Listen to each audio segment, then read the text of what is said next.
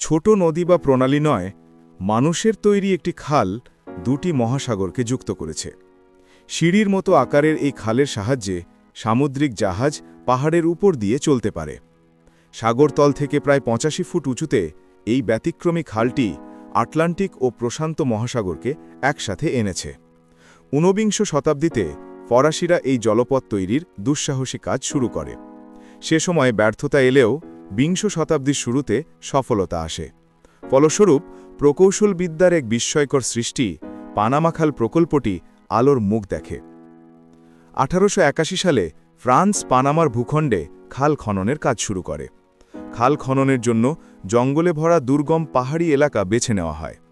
ফরাসিরা প্রথমে পাহাড় কেটে সমতল ভূমি বানানোর পর পানামা খাল খনন করার পরিকল্পনা করে, কিন্তু ভারী বৃষ্টি, স্যাঁতসেঁতে আবহাওয়া এবং মহামারীর কারণে তারা প্রকল্পটি ছেড়ে দিতে বাধ্য হয়। প্রকল্পটি পরে মার্কিন যুক্তরাষ্ট্রের কাছে বিক্রি হয়ে যায়।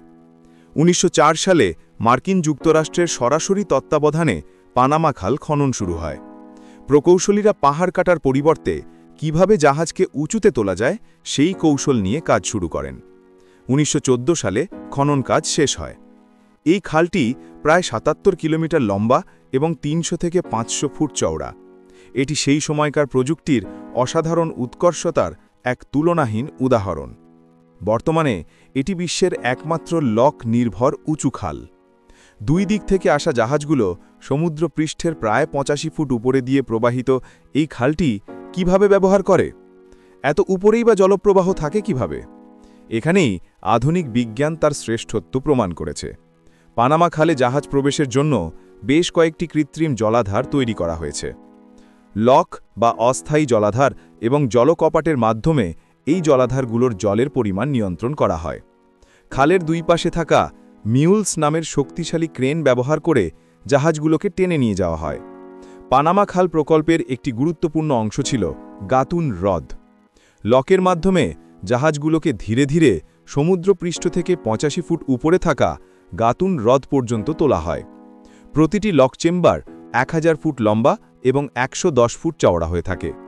প্রতিটি লকে ৬৫ ফুট চওড়া এবং ৮২ ফুট উঁচু দুটি করে দরজা থাকে।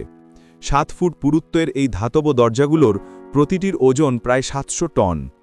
জাহাজ চলাচলের জন্য এই দরজাগুলো খুলে ও বন্ধ করে জলের স্তরকে উপযোগী করা হয়।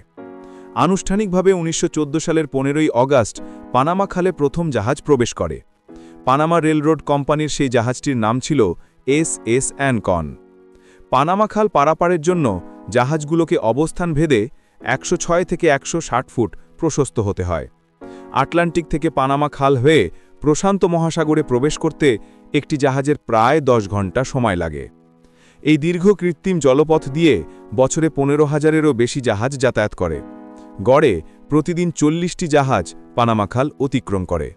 খাল পারাপারের জন্য জাহাজগুলোকে উচ্চ হারে শুল্ক দিতে হয়।